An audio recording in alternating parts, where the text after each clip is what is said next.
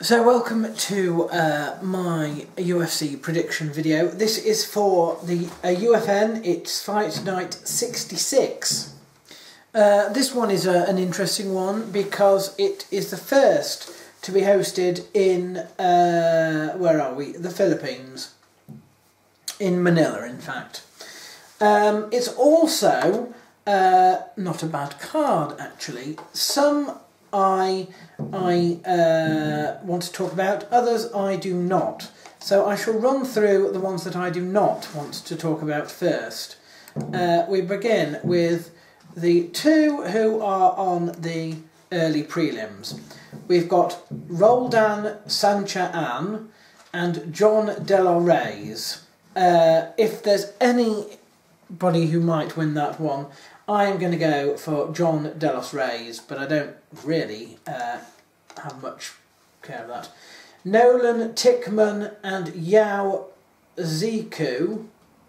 Don't know, don't care on that one either. Ning Gang Yu and Royston Wee. I will go for Royston Wee. He is a perfect record of 4. And the guy he's fighting is only 5-2, so you never know. Where else are we?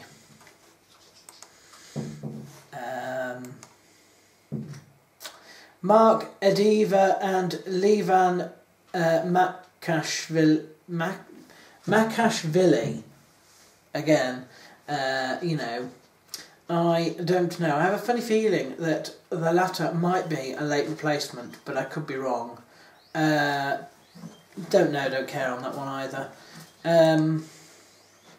Where are we? Hyun Gyu Lim is fighting Neil Magny. I'm going to go for Neil Magny, but I wouldn't be surprised if that was not the case either. Now the rest I do sort of care about. There are 2 preliminary bouts which I think are reasonable. The first one is Zhang Lieping, who is fighting Cajon Johnson. This is China versus Canada here. Now Zhang has a record of 9-8, and the Canadian has 19-12. Not sure if this is a squash match or not, because they, you know, in terms of statistics, Cajon Johnson is better on the feet and on the ground, but not necessarily by decision. I hope that Cajon Johnson wins, but I shall reserve judgment on whether it's a squash match because I don't know the other guy well enough, to be honest. The other one is Li Jingliang and Diego Lima. I hope that Diego Lima wins this one. His record is 11-3 versus 9-3 for his Chinese opponent. These two are, according to these statistics here, very sort of well-rounded. 22% versus 27% in terms of being on their feet. 44% versus 45% in terms of the groundwork, and both of those going marginally to Diego Lima, and then 33% versus 27% in terms of decision. So it's likely to be any man's guess as to how they're going to win there. But I am really hoping that Diego Lima does well there.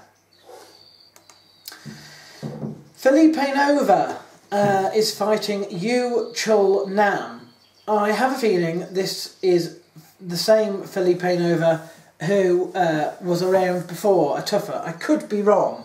For some reason his picture is blank, and I don't know if that's because I seem to recall he left, and this could be his first fight back. However, if that is true, it's a bit weird because they've knocked out all his percentages as well. I'm going to say that I think it is the same bloke. How many can there be? So I'm going to go for him, even though his record 6-3 is not quite as good as the South Korean that he is fighting at 18-4. 50%, though it must be admitted, of the Koreans' wins are decision. So, Felipe Nova, it's over to you in terms of that. Now, the top 3 bouts are worth mentioning. We have Mark Munoz and Luke Barnett here. Luke Barnett is registered, according to this, as being English, so there we are. His record 8-2, and he's fighting somebody who's been around a very, very long time, in fact. 13-6 is his record. Not sure he's had the easiest of times recently, but there we are. You know, Luke Barnett, according to this, is pretty well-rounded. 38% on the ground and on the feet, and 25 decision. Whereas Mark Munoz is sort of on the feet or decision. I think they want Mark Munoz to win here. And I sort of, you know, as much as I'd love to go all patriotic on you, you know, it is being held in the Philippines. I think that, you know, yeah, probably Mark Munoz will win that one. I imagine on their feet. The other one, which is interesting, is Gegard Mousasi and Costa's Philippou. Now, this is number 12 and number 7 seeded. In case you're wondering, Gegard Mousasi is Iranian, according to this. Costa's Philippou from Cyprus. 36-5 is Gegard Mousasi's record. Very well known, very, very successful. 13-4 for Costas, who has sort of come up the ranks, basically. And these two are both stand-up strikers. Oh, that was my phone as well. And so it's likely to be a war on their feet. It's likely to be exciting. It's what the UFC want, because they're breaking new ground here. And it's always a stand-up war that typically, stereotypically means, oh, how exciting, they're all punching each other. So that's probably why they've put this one on here. Do you know, I don't know who will win this one. In terms of record, you have to say Gegard Mousasi, but Costas is on his way up, and people might question whether Gegard is a little bit past it or not. Certainly, I think if Costas wins this one, people are going to take a lot more notice of him. I don't know. I don't know. I think that's an absolutely smashing fight. I really do. Their main event is a 5-round featherweight bout.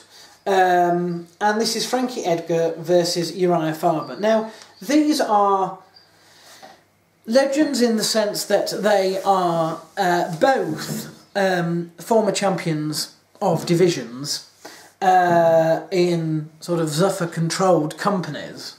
They're also people that my age, in terms of those people who were interested in sort of martial arts, I don't know, maybe about, gosh, almost 10 years ago now, would know extremely well. They're very well known.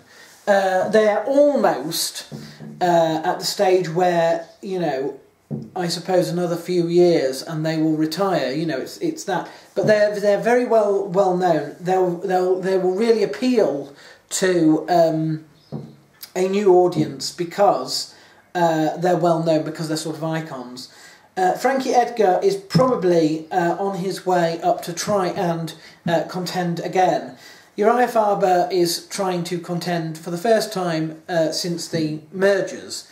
He did very, very well in WEC, but just hasn't quite done well enough, I don't think, at the in the UFC.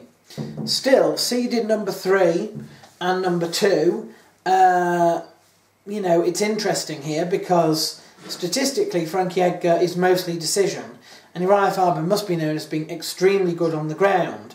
This one is going to be fight of the night, and you know, I hope the winner of that particular bout is is next in line for that title, because you know they really do deserve it. Both of them do deserve it, not only in terms of their sort of legacy, so to speak, but also because they could well pull off a really good fight here indeed. So you know, it's again, I think it's 6 of one, half a dozen of the other. These are very well matched. If Frankie Edgar wins, it's because he has taken it all the way to decision, weathered the storm, and Uriah Faber's been unable to do much.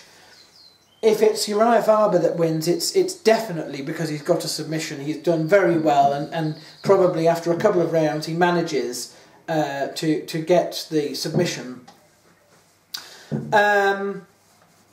I don't know who I would probably go for on that. Probably Uriah Faber, only because I think with Frankie Edgar already having had his sort of time, and Uriah Faber still desperately seeking it, it's going to be him who wants it more. So I'm going to go out on a limb and say Uriah Faber there. And those are my predictions.